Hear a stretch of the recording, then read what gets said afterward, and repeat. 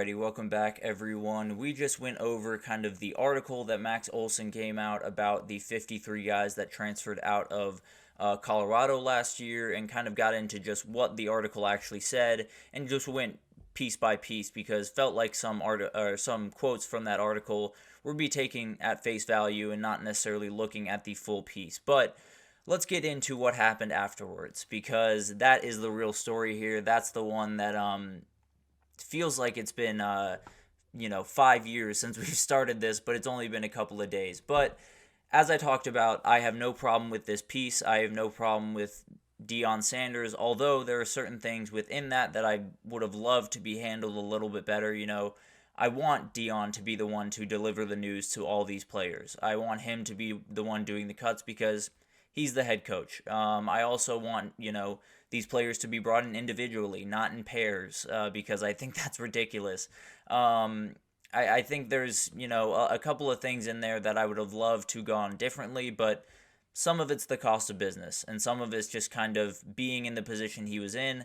You got to turn over that roster, and it has to happen quickly, so not necessarily super mad about that.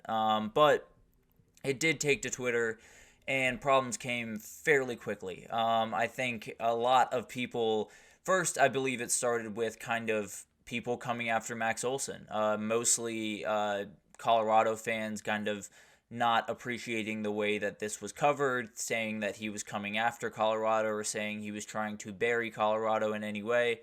That's not the case. Max Olson's job is to go find very interesting stories around college football and report on them. He did a fantastic job with this piece. This was a piece that was going to come out.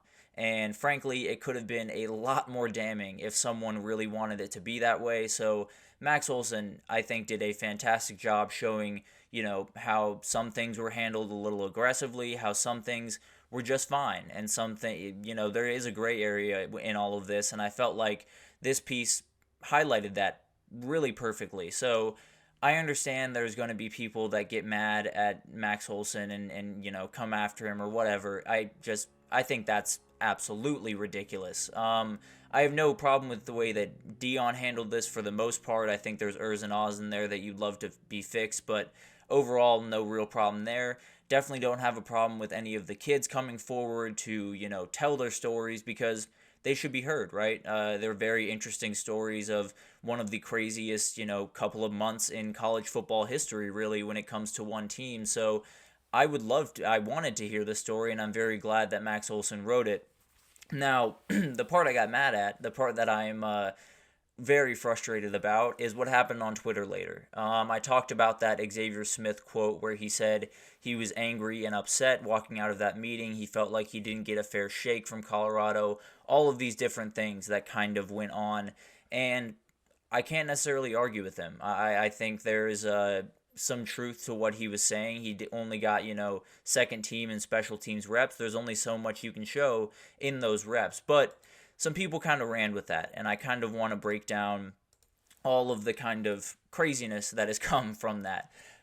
So first it started with The Athletic just putting out that piece and putting out that quote along with another one that kind of detailed a little bit more about what his experience was and how it just wasn't the greatest day for him by any means. It was a little bit aggressive. It just didn't necessarily do the things that it was not his best day. Let's just leave it at that. But then Shadur decided to get in on the conversation. Excuse me. I don't know why the Nebraska picture is in there. I very much apologize for that. But Shadur decided he would respond to the tweet, and he decided he was going to. I'm going to go ahead and bail out of that. Shadur decided he would respond to the tweet and call the kid mid, which essentially just means, not very good, somewhere in the middle of the pack.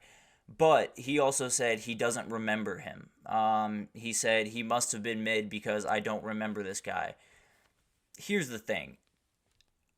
I understand that all of these guys on these teams are not going to be best friends, especially guys that are offense and defensive players. I understand that Shadur Sanders had just come onto the team, and there were a lot of people to meet, and there were a lot of people that were going to find their way out of the door, and maybe it's, you won't have the greatest relationship with those guys. every single team that competes for national titles, every single team that has, real title aspirations in this game has elite leadership. And they have it from the position that matters the most in quarterback. There has been very, very few national title contenders over the last couple of years where if you walked into a practice, you didn't see the quarterback at least handling a certain amount of leadership and kind of being the vocal leader on that field. That goes away fairly quickly if you can't even identify some of the guys on your team. And it's not that I'm, tearing down Shedeur for not knowing this guy to a T. He doesn't need to know his favorite food or his favorite color or be best friends by any means. But he's got to be able to be walking down the street and recognize his teammate. I don't care that it's a corner. I don't care that it's a defensive player. The best teams in this country are connected at the hip with everyone. They love everyone that lines up for their team. It doesn't matter if you're a walk-on. It doesn't matter if you're a defensive player. It doesn't matter if you're a second teamer or a special teamer. You know who those guys are. You don't need to know everything about them by any means or be best friends with them, but you definitely shouldn't be so comfortable of going after them that you tweet something like that at them. So this is something that very much frustrated me for a number of reasons. And I think one of the biggest things that frustrated me for the most part was because Shedeur is one of the most publicized players in this game, probably the most publicized player in college football right now. Everything he does is going to be scrutinized, is going to be put under a microscope, is going to be watched. And especially because he has the chance to be a top 5, a top 1, the best quarterback in the draft this upcoming year. If you think that GMs are not watching pretty much every move this guy makes, you're crazy.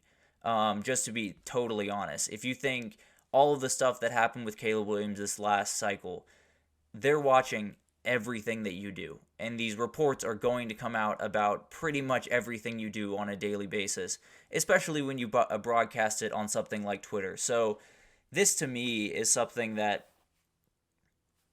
shows just kind of the way that Shedeur is approaching his time at Colorado. And it's not necessarily to throw a ton of judgment towards him or say that he's taking any of this for granted or anything like that.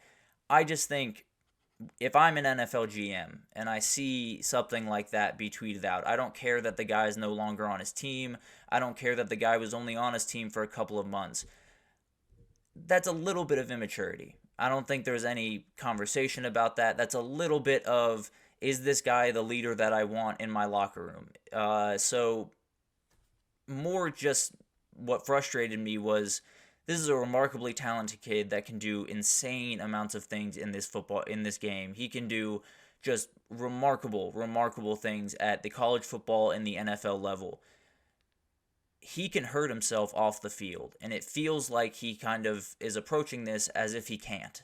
And that's a big issue in my eyes. So that, first off, just kind of made me frustrated because, first of all, if you're the quarterback of a college football team and you can't identify the players on your team, or you don't even remember some of the guys that were on your team, I have an issue with that, plain and simple. You don't have to, be best friends with them, but you got to at least remember who they are. You got to at least, root for them where they go and be cordial at the very least. And then I just think it's a very talented kid that could very easily get himself into trouble with stuff that has very little to do with football. And it's a frustrating thing to watch happen because this is one of the most talented kids at the quarterback position that we've seen in a while. I'll be totally honest. His ceiling is off the charts, but he can pull himself down fairly quickly because of the way that his father and him are seen as these really polarizing figures. But that's issue number one. That's just one of the problems that happened yesterday. Issue number two comes in the way of Deion. And initially when Shedeur sent out that tweet, in my mind was thinking, okay, that'll be deleted in a couple hours because Deion will call him and they'll have a conversation and say, that's probably not the best thing in the world, let's move on.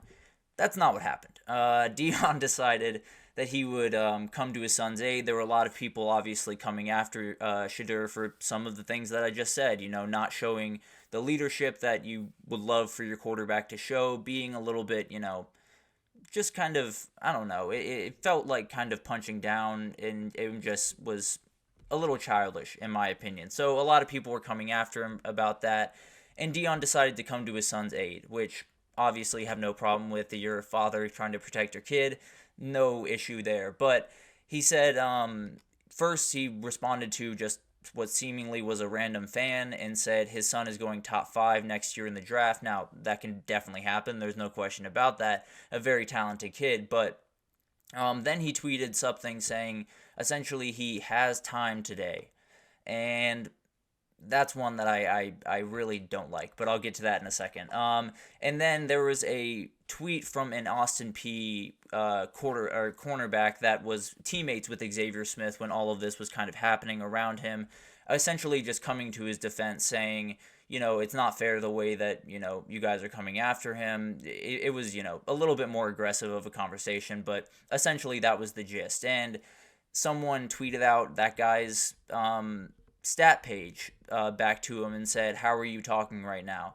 Now, first of all, the stat page was not as bad as people want to make it out to be, but that's beside the point, I suppose. If you're a rotational guy, that's a pretty normal stat line, but that's different. And then Deion decided to respond to that and essentially back up what the guy was saying and say, I want to say he said "good Lord" or something like that, but he essentially was backing up the idea that this kid was just not very good and didn't deserve to talk on one of his teammates. And man, that made me very upset. So Deion is a unique guy. He's a gregarious guy. He's going to be outspoken. He's going to speak his mind unapologetically, and he's going to be someone that ruffles feathers. That's just the reality of the situation. But frankly, this is something that a head coach of any college football team should never do. And maybe I'm, alone on that. Maybe I'm on a little bit of an island when I think that. But let's start about the tweet about the guy at Austin Peay. There is a huge issue with that for a couple of reasons, but mainly to me, it's Deion is always pitching himself. There is not a time in the day where he is not pitching himself to kids, and more importantly, to parents and mothers. Let's be totally honest. Mamas have a big part to play in every kid's recruitment, and that's who you're pitching yourself to. If I'm a mom and I see someone like that actively, I don't want to say going after a kid, but, engaging in that type of talk around another kid, even if it's not, someone that has played for him. I don't necessarily care about that part of it. I just think that's a bad message to send. I think it shows that, if your kid is no longer wearing a Colorado jersey, Deion no longer has his back. In my mind, that's just kind of the way that I took it. Maybe I'm overreacting to that. Maybe he's, maybe this isn't as quite a big of a deal as I'm seeing it, but I can't imagine, as a parent, being enthused by what you saw on Twitter yesterday. And also, the first two tweets are fairly benign, and I have very little problem with him defending his son, saying he's a top 5 pick, because he has the chance to be, although if I were a betting man, I would say he will not be a top 5 pick, but we can get to that down the road. But the tweet that made me mad for a kind of weird reason, to be totally honest with you, was the one where he said he had time today. And my issue is, why do you have time? And it's not necessarily that he shouldn't have time to, take a little bit of time off and enjoy the post-spring. You've been grinding for so long, and take a little bit of time. Don't get me wrong. You should never have time for Twitter feuds. As a football coach, as at a major university, you should never have time. But especially as a football coach of a team that just went 4-8. A team that is under the most scrutiny of pretty much anyone in the entire country. A team that is going to be under a microscope every single week. A team that, when you lose, you're going to be filled with comments and hate and everyone dunking on you and all of these different things.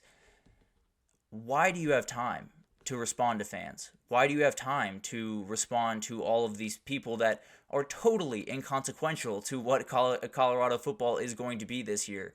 So that just made me mad in the sense of you shouldn't have time.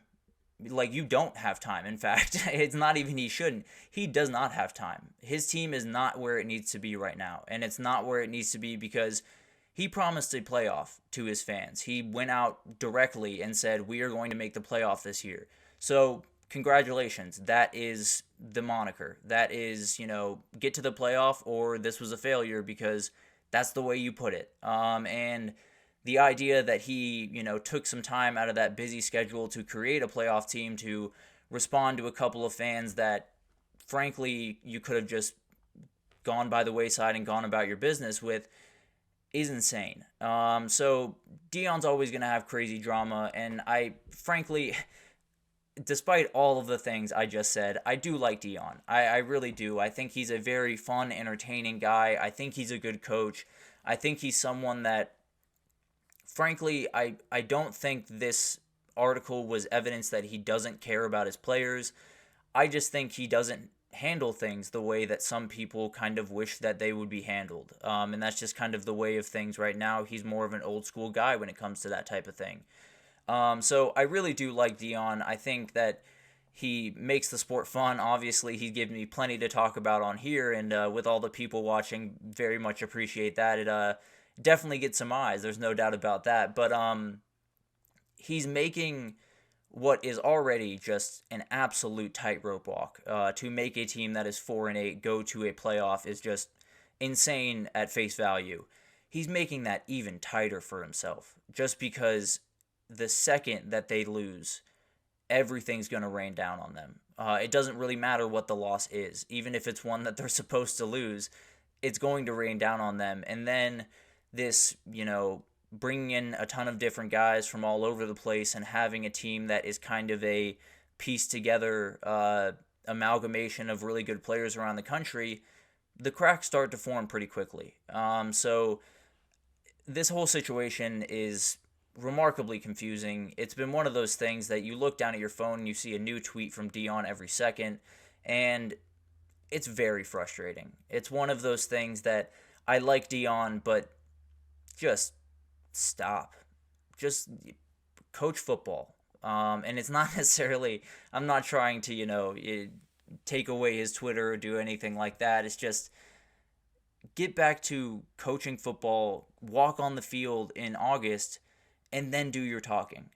The best teams in the country do their talking on the field on Saturdays in the fall, not on Twitter in against a random fan in May.